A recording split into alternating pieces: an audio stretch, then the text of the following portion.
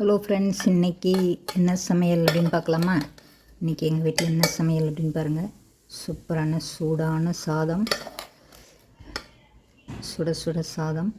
அப்புறம் இன்றைக்கி வாழைப்பூவும் முருங்கைக்கீரையும் போட்டு பாசிப்பருப்பு தேங்காயெல்லாம் போட்டு ஒரு துவட்டல், செட்டிநாடு ஸ்டைல் துவட்டல்.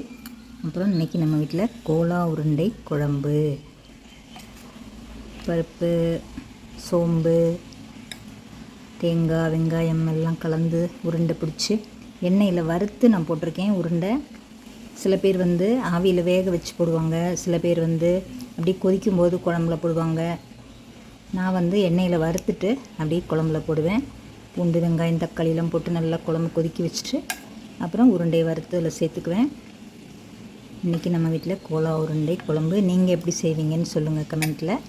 அப்புறம் எப்பவும் போல் யூஷுவல் நம்மளோட மோர், உப்பு, அப்புறம் பாயில்டு எக்கு, சும்மா மிளகு சீரகம் போட்டு எடுத்து வச்சுருக்கேன். அப்புறம் வேணும்னா நமக்கு எலுமிச்சங்காய், ஊறுகாய், கூடவே சாப்பிட்டதுக்கப்புறம் கட் பண்ணி எடுக்கிறதுக்கு மாம்பழம்.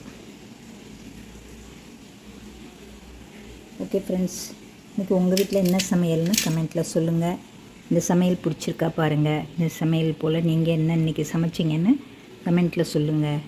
ஓகே ஃப்ரெண்ட்ஸ், அடுத்த ஒரு வீடியோவில் சந்திப்போம். அனைவருக்கும் நன்றி. சாதம், சூடான சாதம், வாழைப்பூ, முருங்கைக்கீரை, செட்டிநாடு ஸ்டைல் துவட்டல், கோலா உருண்டை குழம்பு, மோர், முட்டை. ஓகே ஃப்ரெண்ட்ஸ், அடுத்த ஒரு வீடியோவில் சந்திப்போம். அனைவருக்கும் நன்றி.